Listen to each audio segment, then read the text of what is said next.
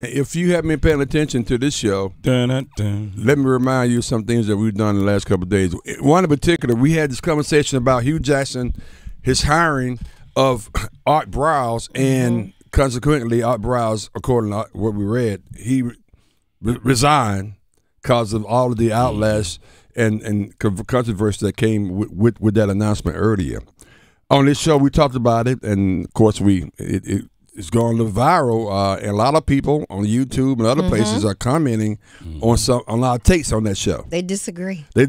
Some disagree, and some of my friends have been texting me who totally disagree. Which I mean, I might lose relationships over my take. They can't even talk to you on the phone. They got to text. I know. And one friend, Clayton, he attended Grambling, and he said that I'm totally off on my take. My take is, I think it was a stupid thing to do to hire this guy, given the backlash that should have been expected because of the controversy of allegedly 52 people being sexually assaulted, and the list goes on and on. From Baylor, Art Briles turned his head and they really didn't pay attention to it. But a lot of people think that we're somewhat awful on our takes on that. I think Hue Jackson is showing this inability to lead and make good decisions by hiring this guy. So with all that being said, Mac, people been chiming in, man. Yeah, I mean, I get it. I get it, the love for your university. I get people just, a lot of people are saying that they really want Art Briles to get another chance because now they've come out and the NCAA have, quote-unquote, exonerated Art Briles of any wrongdoing during the situation. And the first thing I thought was, what does that mean? What do they exonerate him of? Are they saying it didn't happen? Right. Some people say, well, yeah, one or two of the allegations weren't true, but one or two of the allegations. So that leaves 50? Right. Well, all 50 weren't associated with him, but according to the report, the university said that 19 former football players were accused of sexual assault and domestic assault by 17 women during 2011 and 2016. And 4 of those accusations involve gang rapes by those same players. So all of this stuff taking place, and then they come back and say, yeah, he was exonerated of any wrongdoing during any of these during anything that transpired. And I'm just thinking, like, and this is what we go off of, is now he should be a good hire for Grambling State University. Well, people in their feelings, man. One comment said that we don't want Grambling football program to succeed. Yeah, seems like my favorite was we don't know anything about HBCU. I haven't read that one yet. Yeah, that's another one. Then it says, seems like we hold ourselves back at times, but go to the root for Bama if they did. Shaking my head. Oh, I mean, they went there, man. They went there with Alabama. The NCAA committee on infractions found that Baylor had not violated NCAA rules when it failed to report allegations of sexual and interpersonal violence on campus. Oh, yeah? What? Well, so he violated any rules by not reporting it, though. So that's what he's cleared of. So at that point, you're saying so he can coach. Because, he ain't violating the rules by the NCAA by not reporting it. So, yeah, you can go coach. So that makes him a good a good hire for Grambling State University. If Art Briles was black, he would have been considered. Briles would have had Grambling rolling and immediately would have gotten a G5 job. While he would be Power 5 job while he would be at Grambling. No, if Art Briles was black and doing what he did, it doesn't matter. He wouldn't have got hired. One said, we don't have to worry about, was that Doug Williams was out front about not supporting. One's like, well, Doug stole money.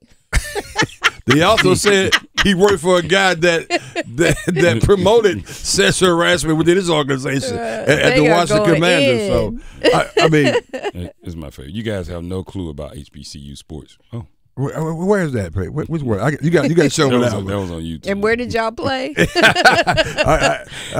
HBCU. I played HBCU. Matter of fact, we get ready to put our HBCU podcast, talk about HBCU. So I guess we don't know anything about HBCUs because of that, huh? Wow. He said it's not like it's a trash hire. He's a good football coach. I guess the thing is, Okay. What? I mean, What so is my that? thing No one's is disputing that. Hey, Right. I'm like, what is that? how have to about do this? with it? Listen to this. Why does HBCUs, in particular, Grambling, we have to play have to be a halfway house for people? Like when you go and try to get your life together. Why is that? Oh. Why is that? You know, it's okay. So we got to show grace and mercy. Well, that's for these individuals. That's one guy said. If you're wrong, if you're wrong, you're wrong. I don't care who you are. The man said, I hope if something happens for you guys that you have the same level of grace extended to you. Wow. This is getting kind of deep, D. They are going in on us. Wow. 919-890-6200. If you're one of these people that posted this, give us a call. I would love to talk about it. And by the way, these people are all over the country. Yeah, all Right, okay, but they may be local though. 919-890-6200. Give us your opinion. If you're opposed to what or have a different take on what we're saying, I would love to hear it. Right. And the facts are, yes, Art Briles was clear of wrongdoing by the NCAA. He was exonerated on the charges that the pervasive and culture which was taking place by the accusations at Baylor. He was cleared of not violating any NCAA rules. Not that he didn't know anything about it. Not that he was cleared of not violating any NCAA rules by not reporting it. Those are the facts. I mean, what is wrong with the fact that, okay, this guy did something, he was involved with something, and he got hired by a school, and he brought all that with him, and we're saying, no, we don't like that. Right. And we voiced our opinion. So what is wrong with that? I mean, the negativity the cloud that's coming with them, basically. But can we, on this HBCU? Can you sit there and honestly tell yourselves, all of this that's going on, forget about what the court case is. Forget about the filings and the lawsuits and all that. Forget about any of that. All of this that took place, all of these accusations, all of these things, and you're going to tell me comfortably that this is a guy that's a head coach of a program like Baylor University and you know nothing? Nothing? You going to comfortably tell me, oh, man, you should let him coach. You should let him come back because, he didn't do anything wrong by not reporting it.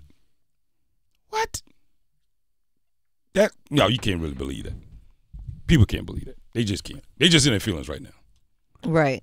I'm just shocked. They can't believe that. I'm shocked some of the responses we're getting, but I welcome them. I welcome even more because this is pretty good topic of discussion here. One said, y'all screwed the pooch on this one.